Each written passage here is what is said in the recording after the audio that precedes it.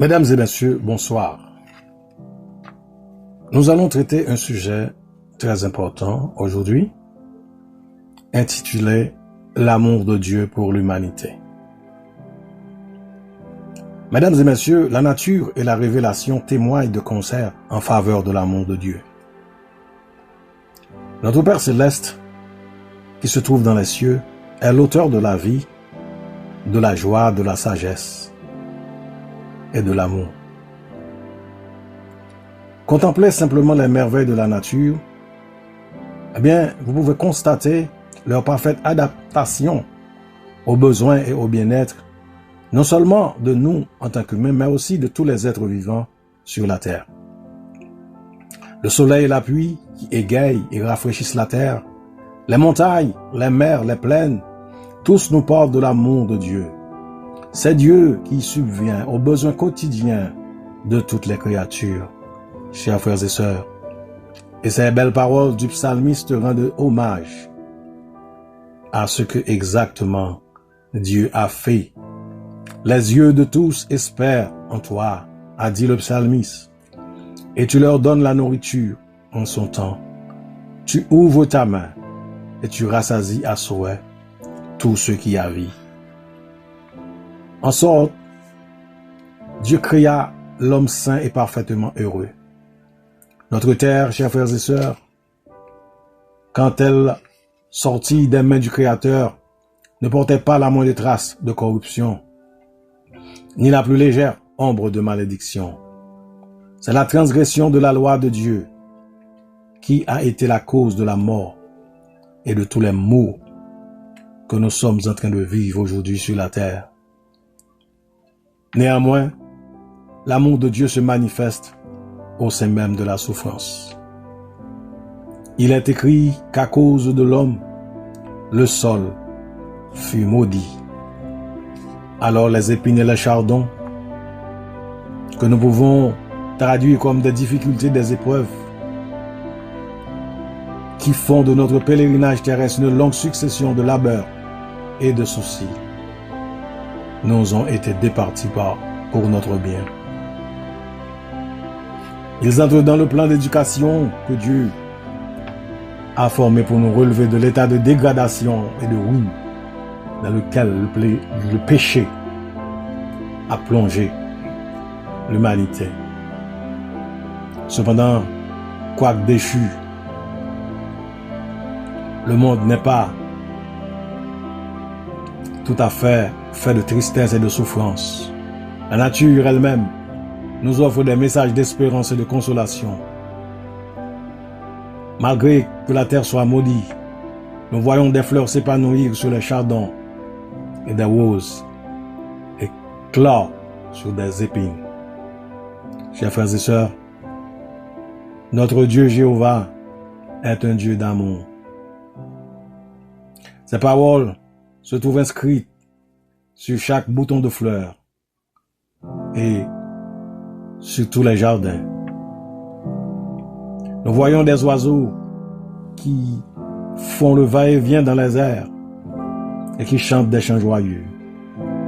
Nous voyons des belles fleurs aux nuances délicates, qui nous donnent de bons parfums. Nous voyons aussi des grands arbres gigantesques et des forêts. Tout cela nous parle de la bonté de Dieu, de l'amour de Dieu et du désir de notre Dieu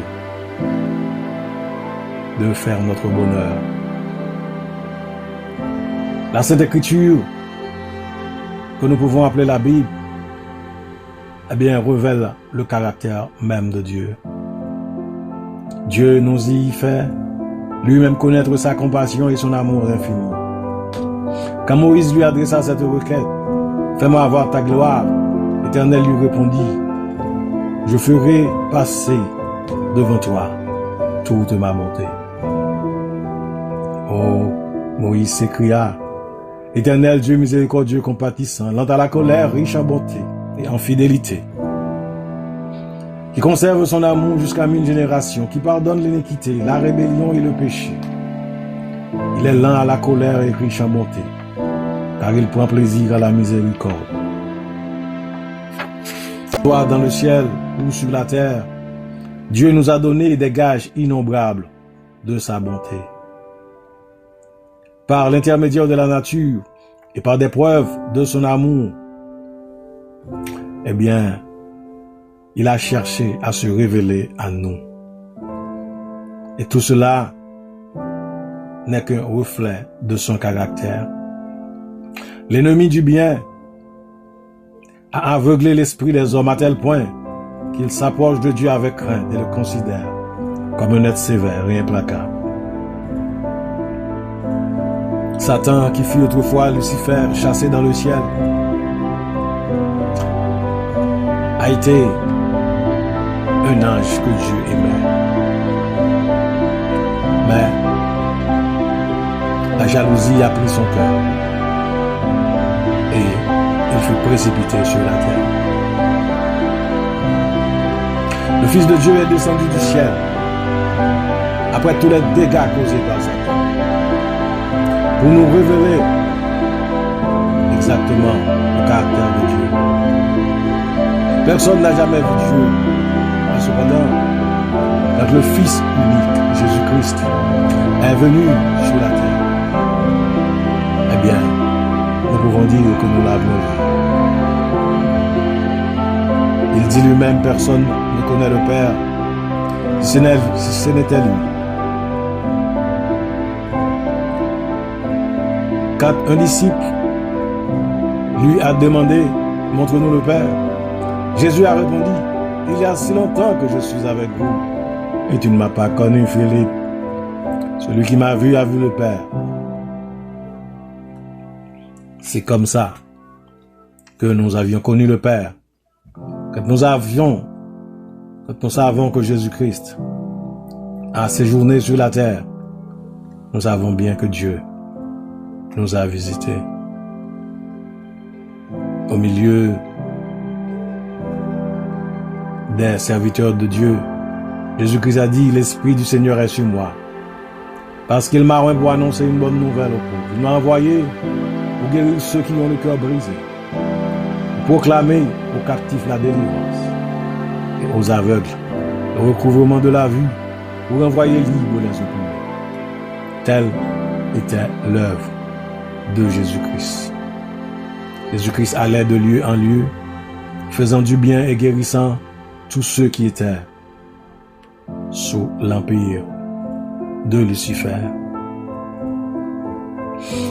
On voyait des villages entiers chargés de maladies. Et Jésus était là pour faire des guérisons.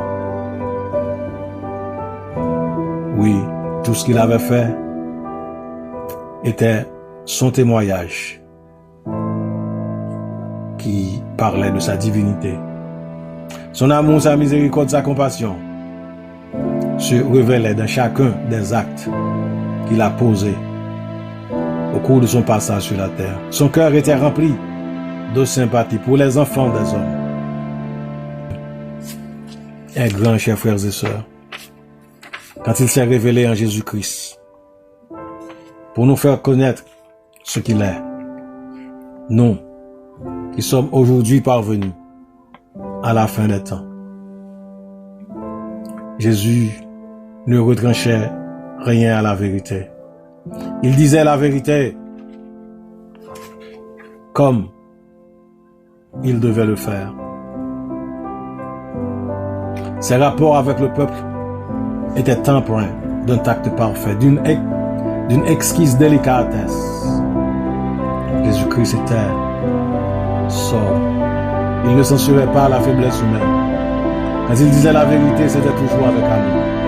Il dénonçait l'hypocrisie, l'incrédulité et l'iniquité, mais c'était avec des larmes dans la voix.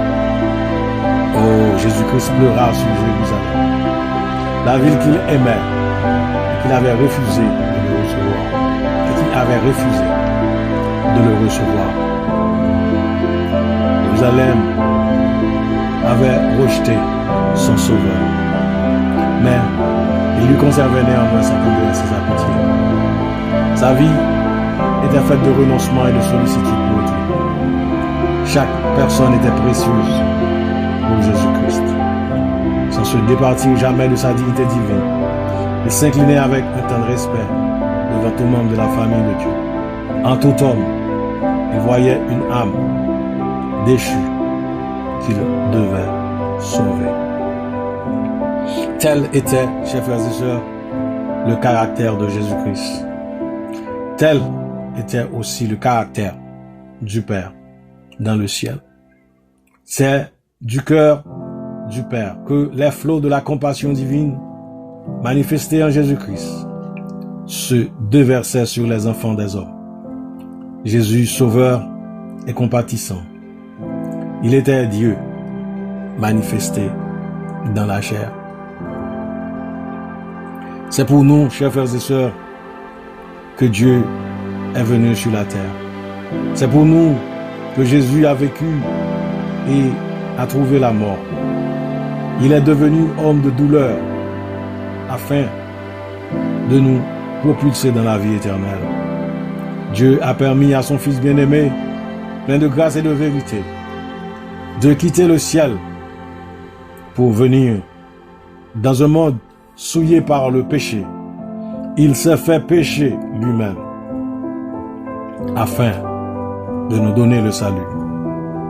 Il a consenti à quitter le sein du Père et l'adoration des anges pour venir souffrir sur une terre pleine d'injustice, d'humiliation et de haine. Le châtiment qui nous donne la paix a été tombé sur lui. Et c'est par ces meurtrissures que nous sommes guéris. Oh, chers frères et sœurs, ne restez pas sans faire quelque chose devant la bonté de Dieu. Ne restez pas sans prendre une décision importante pour servir le Christ. Il a quitté le ciel et il est venu vers nous. À la croix, c'était si terrible. Quand il devait se séparer de Dieu, il a dit, mon Dieu, pourquoi m'as-tu abandonné? Oh, le fardeau du péché était terrible. Oh, cela brisait son cœur. Et ce grand sacrifice n'a pas été consommé afin de faire naître dans le cœur du Père des sentiments d'amour pour l'humanité déchue et pour le disposer à la sauver. Non, Dieu a tant aimé le monde, chers frères et sœurs, il a donné son Fils afin que quiconque croit en lui ne périsse pas, mais il est la vie éternelle. Jésus-Christ, chers frères et sœurs, c'est le chemin, la vérité et la vie. Et nul ne peut venir au Père que par lui-même. Je vous laisse avec Jésus-Christ cet après-midi. Continuez à lire sa parole. Continuez à faire des prières incessantes auprès de lui. Jésus est le chemin, la vérité et la vie. Et si vous mettez sa confiance, si vous mettez en lui toute votre confiance, eh bien, au dernier jour, quand il reviendra, il prendra soin de toi. Et au dernier jour, quand ce siècle aura été consommé, Dieu reviendra sur cette terre pour prendre avec lui toute personne qui lui a été fidèle. Soyez parmi ce groupe de personnes qui doit quitter cette terre pour aller vivre avec Jésus-Christ. Je vous aime tous. Prenez soin de vous. Que Dieu vous bénisse. Amen.